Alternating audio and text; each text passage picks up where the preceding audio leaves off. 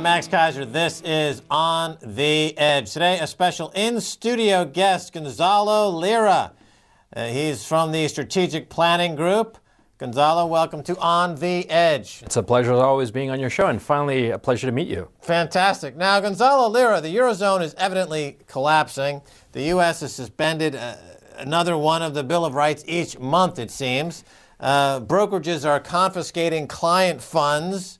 Is it too late to run? The question is, it appears as though if we're in kind of Hitlerian takeover in Germany time in America, is it too late to get out? No, it's never too late to get out. And in point of fact, I think that you could argue that especially with the MF Global situation and the recent passage of the National Defense Authorization Act, which essentially suspends a whole host of rights of the Bill of Rights, it's time to go. That's the recommendation that I'm making. And we've been discussing this at SPG, my site, for the past year now as to what would you have to do in order to leave the United States. And I think that now all the signs point to, time to exit. And it's unfortunate. But you have to think to yourself the following. Can you fight the tide? Can you change the tide? Or do you have to just go with it? Face reality and deal with that reality. I mean, those are two very valid points of view, whether to stand and fight or flee. Now, perhaps it's the more cowardly approach, but my sense is that there is no way to fight these people who are really bent on, number one, suspending property rights. The MF Global situation was a strictly property rights issue, whereby JP Morgan decided and pushed the government to get their money first, and clients' money, which was their money, was second, and they lost that money. So the issue is property rights on the one hand, and then you have the issues of basic Bill of Rights, human rights issues on the other hand, as embodied in the NDAA, which are being stripped from the United States, from American citizens. So my sense is it's time to go. Now, one of the parlor games, if you will, or mind games, mind exercises, is, okay, clearly the U.S. is on the verge of collapse. And the question is, well, what type of collapse historically will it most resemble? Some people would say, oh, it looks like Rome. Some people say it looks like Argentina. So have you given any thought to this? If you were to map it to a historical precedent, which comes closest? My sense is the Roman Empire, to tell you the truth. And I know that sounds rather obscure and it's 2,000 years ago, but, people don't really change. And what happened in the Roman Empire is that you had the Roman Republic, and it started to deteriorate for a whole host of reasons. And so eventually they invited Julius Caesar, to take over as essentially the dictator of the nation. And this dictatorship translated into Octavian, that is Augustus I, becoming dictator, and then Tiberius and Caligula and all the rest of it. But the issue becomes, of course, will the American Republic transition into a dictatorship outright? No, it's not going to translate into an outright dictatorship. It's going to be an institutionalized dictatorship, whereby the president essentially has dictatorial powers, as he does have now, because now the President of the United States, Barack Obama today, and in 2013 I expect Mitt Romney, they have the authority to imprison any American citizen, strip him of all of his goods, and completely isolate him and throw him in jail, as they've done with Bradley Manning, for instance. Bradley Manning has been in jail for over a year. He hasn't been charged with anything. He hasn't even been accused or indicted of anything. He's sitting there in jail, essentially being tortured by the American military, and there is absolutely nothing that can be done about it, even though a whole host of people have been arguing that he should be, tried or let free or something, but not this indefinite detention that he's been suffering. And he is an American citizen. Now, if it can happen to him with this incredible media scrutiny from people like Glenn Greenwald and others who are very serious people, arguing and clamoring for his release, and he's still in jail, what does that argue for somebody like you or me? Some ordinary person, some obscure John Smith, what'll happen to him, to the ordinary American citizen? And my sense is that, he doesn't have any rights. We are seeing the transition from a democracy, from a republic, to a dictatorship, and it is maintaining the illusion of the republic, but it is no longer a republic. It is a de facto dictatorship. Right. Hitler broke no laws. Exactly. It was all legal. It was up until they were shipping Jewish people and gypsies to the concentration camps and Polish Catholics, everything was done legally. So when I read a story in the Sunday Times, for example, out of London, and it says J.P. Morgan or Goldman Sachs caught cooking books for Greece to be included in the Eurozone, technically they, quote, broke no laws. Again, it falls under this slippery slope, right? Because they write the laws. They have lobbyists in Washington that write the laws, and then they say, well, he didn't break the laws. But the end result is what you're talking about here, financial dictatorship and a political dictatorship. We always have to remember that what is legal is not necessarily what is just. Now, what can be legal? It can be legal, for instance, for me to take a machine gun and slaughter a bunch of people, and that's perfectly legal. Of course, it is immoral. But if the law is such, we have to decide whether we're going to respect the law or respect what is just. Now, in the case of J.P. Morgan, and not just the Greek issue, but in a whole host of other issues, the immorality going on in the financial sector is so huge that we have to do something. But if nothing can be done, then you have to start asking yourself, well, do I stay and try to fight this, as the Occupy movement has been trying to do and failing to do, frankly, or leave? And it seems quite obvious that it's time to leave. All right, I want to stick on this, trying to figure out what it most resembles the collapse. And of course, you're based in Chile, and you know the South American countries very well, the economies very well. You write a lot about that as well on your blogs and in your writings. It seems like, to me, it smells like Argentina circa 2000, where there's a sudden, basically, bank holiday, banks are closed. The people with the money, literally, you see it on trucks and in tanks rolling out of town. Yes. And there's a complete fusion of the central bank with the government. Yes. We already have that with Goldman and J.P. Morgan. They've essentially are attached at the hip, not completely officially, but it would be official. Mm-hmm. And purchasing power is collapsed by 90%, and there's a bank holiday, and then a new currency is issued. So is this, what do you think about this scenario? To me, it seems like the most likely. What are your thoughts? My thinking is that the kind of fascism that we are seeing in the United States and in Europe to a lesser extent, and it is fascism, because I actually lived in a fascist dictatorship during the Pinochet dictatorship, and that was an avowedly fascist dictatorship, and it's nowhere near what the United States has become today, because of this combination of corporatism on the one hand and the government acting in the best interest of corporations and not of the citizenry. Now, this corporatism is, I would think it's more akin to Italian fascism, where basically corporate entities and the government worked hand in glove to get what was best for them and for the people who controlled those corporations and that government, as opposed to the people. Now, that is what we are living in, and I think that it is, I don't think we're going to see a bank holiday such as we saw in Argentina. The Argentine case was very specific, and of course, what you're saying is completely accurate. There were truckloads of dollars leaving the country. In the United States, I don't think it's going to be that blatant, but I think that we are definitely going to see some form of government intervention in order to help the banks to the detriment of the people. And we've been seeing it since 2008, and we are going to continue to see it. And the problem is that these issues, they are complex, but they are complex in a way that it is difficult to make them into a soundbite. And therefore, most people sort of like their eyes glaze over and they decide, it's too complicated, I'm just going to ignore it. But as they ignore it, their freedoms are being slowly eroded away by people who recognize that these very complicated issues, insofar as money and banks are concerned and the government, these affect people's lives. And we are seeing that in MF Global. MF Global was not some random event that's never going to happen again. It's going to continue to happen more and more. We see it with these ATM fees, like $5 to take out a $10 ATM, all this ridiculousness of basically the banks trying to skin the citizenry alive. And we're going to continue to see this. And so my sense, it's time to go. All right, now, you mentioned that most people's eyes glaze over. They don't really see this happening in front of them.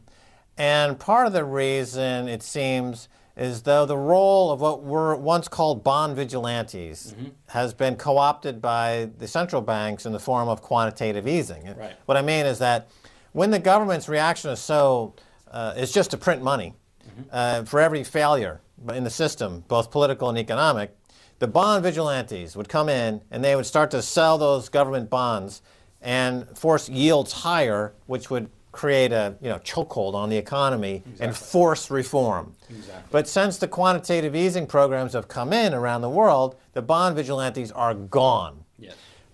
So this has led to a false sense of complacency. Yes. Because people just don't see what's underneath the surface, which is, and correct me if I'm wrong, or what your thoughts are on this, but aren't we looking at a buildup at some point of a hyperinflationary burst once the dam of these trillions and trillions that are being floated to pay off the bankers, it can't be contained anymore with things like quantitative easing? I think your analysis is exactly on the money, and that's exactly it. I got it from your blog. That's why.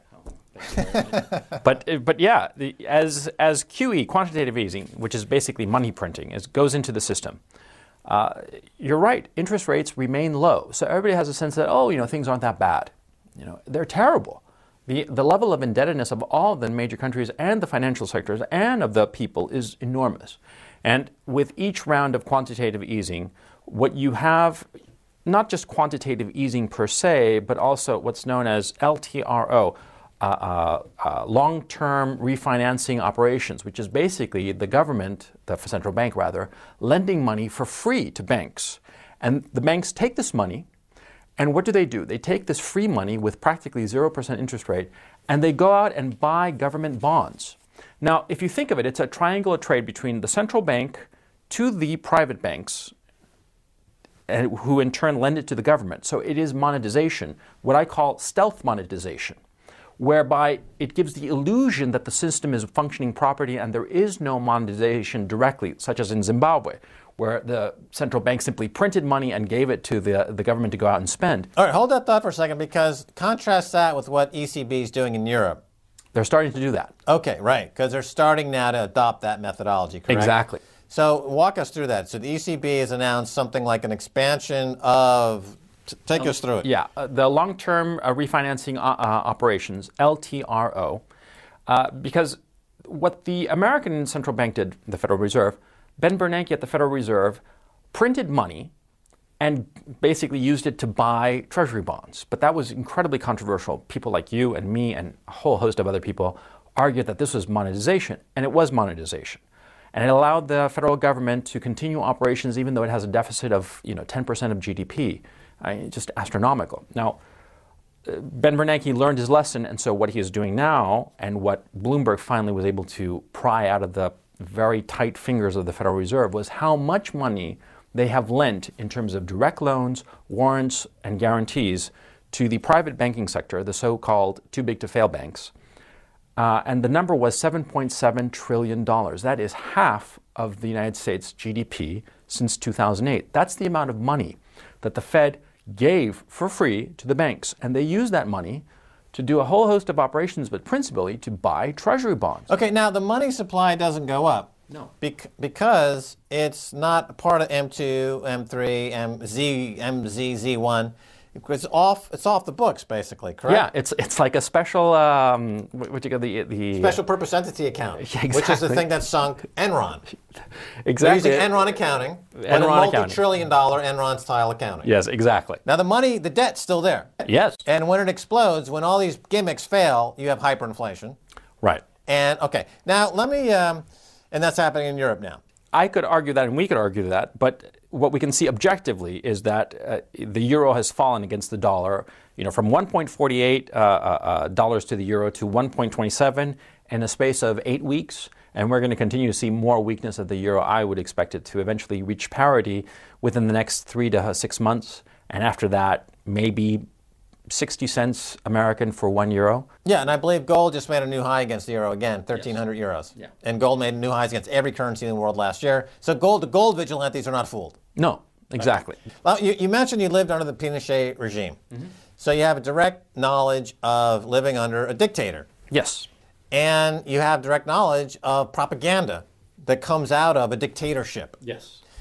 What do you make of what's going on in the United States right now with Ron Paul? Because he goes on to a debate. Yeah. He comes in second. Yeah. And the major media pretends he doesn't exist. Yeah. How do you contrast that and compare that to living under Pinochet's dictatorship? I can say honestly, and I'm not kidding around, that the propaganda during the Pinochet dictatorship was less than you have from the mainstream media today.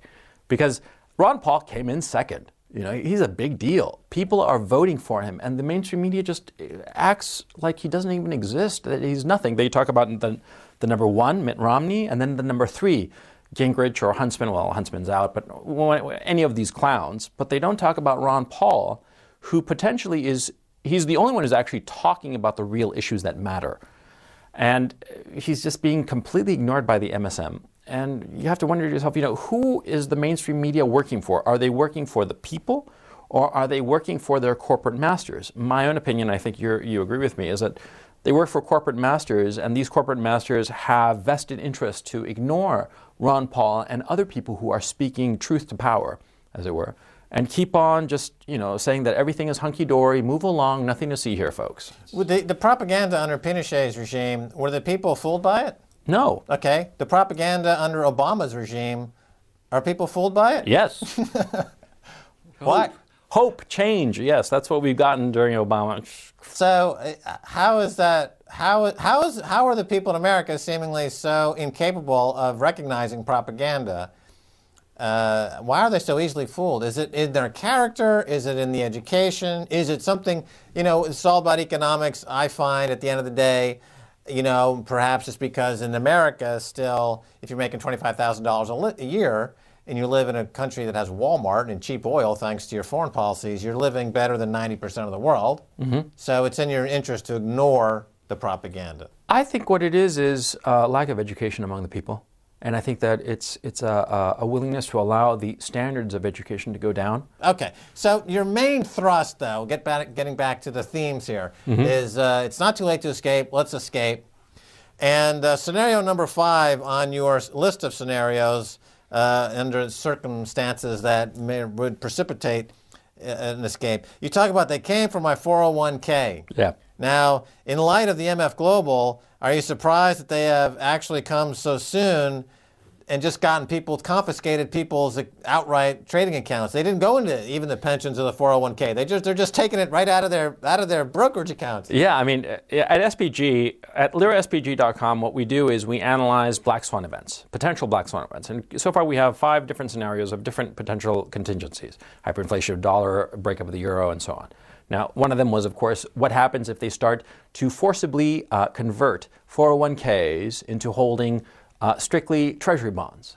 Never in my wildest dreams did I think that the authorities would just screw the niceties and just go out and take people's money. You're being too forgiving. Yes, I know. And you grew up under Pinochet. Yes, I know. Think about that. Think about that, the fact that I grew up in a fascist dictatorship. And also, Pinochet never pretended he was like a nice guy. He said, this is a dictatorship. Don't mess with me.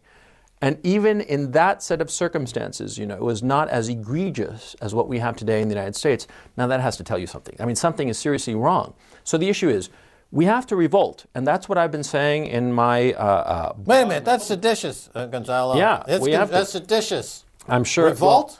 Well, I know that Homeland Security has an agent assigned just to me, so, And actually, I think that might be a badge of something, a badge on a little thing on my resume. But anyway. Okay, we talked to people about this idea of escaping the collapse. Mm-hmm. And of course the question is, well, where do you go? The whole world is screwed up. Yeah. So, but clearly that's not, there are relative, where do you go to typical American? I always say, my recommendation to people, for example, is Brazil. Seems like a hot spot. It's for various reasons, but you're the expert in this. So what are your thoughts on where to go and why go there? Okay, look, whenever you decide, there is no one Garden of Eden. If there were, everybody would go there. There are different Gardens of Eden depending on your priorities. Now, if you think that the environmental situation is a disaster, for instance, the good people of Pennsylvania and New England who are the victims of fracking, where basically their groundwater is going to be poisoned with known carcinogens, these people should leave because their environment is being poisoned. And so they ought to go to some place where they're not going to have that particular hazard. Whereas people who have economic incentives to leave or are fearful of their economic wherewithal should go to other places depending on their priorities. That's where you decide where to go. It's not simply go to Tahiti. Okay, Tahiti is great if you love the sun. I personally hate the sun. I love to go to winter places, and that's why I'm here in Europe in winter because I love it. Mm-hmm. You should go where your concerns are alleviated. And that depends on your particular set of circumstances. At SPG, we discuss how to analyze the situation for your particular set of circumstances, for your particular set of priorities. Okay, let me give you just a question. Okay, sure. I come to you and I say, here's my priority. I want to go to a place where I can get a passport as quickly as possible. Where would I go? Well, you certainly don't go to one of those places that say, I can sell you a passport for $50,000, because that's a scam. The smartest thing to do is to go to, first of all... That was first on my list, all right? Yeah. Okay. Yeah. Well, I'm glad we're having this conversation. Well, no, because a lot of people think that, oh, you know, it says in the Wall Street Journal, you know, pay $50,000 and you get a free passport, or you know. That's nonsense, because first of all, you can get that passport maybe for $50,000, but it'll be a passport where you need a visa to get to every country on earth. So it's a useless passport. Right. You know, you get it from, say, you know, the country of Ghana, or I don't know, but some country that has difficulty getting visas to the United States or to Europe. You have a passport that's essentially worthless, and you paid a ton of money. Okay, so drop down. What's the next level? The next level would be, what you do is you go through, one of the things that we discuss in detail at SPG, you go through what would be best for you in terms of your own circumstances. For instance, if your grandparents are from a particular foreign country, Italy or Spain, they have access to a passport, you have access to that passport, an EU passport. Now, you can have, you know, your spouse being from a country, you can be adopted, even as an adult, by a citizen of a foreign country. And by being adopted, you have access to the passport of their country. Please adopt me. Adopt a man. Adopt a presenter, a TV host. I make a great pet. Is that maybe? I don't know. Anyway, okay, you mentioned Italy. Yeah. We see that transactions over 1,000 euros have been banned. In Belgium, a similar ban has been placed on transactions over 5,000 euros. Yeah. The noose is tightening. Yeah. Cash. Okay, we got about a minute left. Try to get through this. Your thoughts on where's this heading? Well, basically, it's an effort to control. The whole issue is to eliminate any kind of transaction that is cash-based in favor of electronic-based, because electronic-based transactions are much easier to control. And so the effort is to get as much control over the cash movements as possible for two reasons. Number one, potential capital controls, and number two, the tax avoidance and the elimination of tax avoidance and evasion. And I think that that's the number one priority with these measures. Gonzalo Lira, we're out of time. Thanks so much for being on The Edge. It was a pleasure being on. Thank you for having me. That's going to do it for this edition of On the Edge with me, Max Keiser. I want to thank my guest, Gonzalo Lira. If you want to send me an email, please do so at ontheedge@presstv.com. Until next time, Max Keiser saying bye, y'all.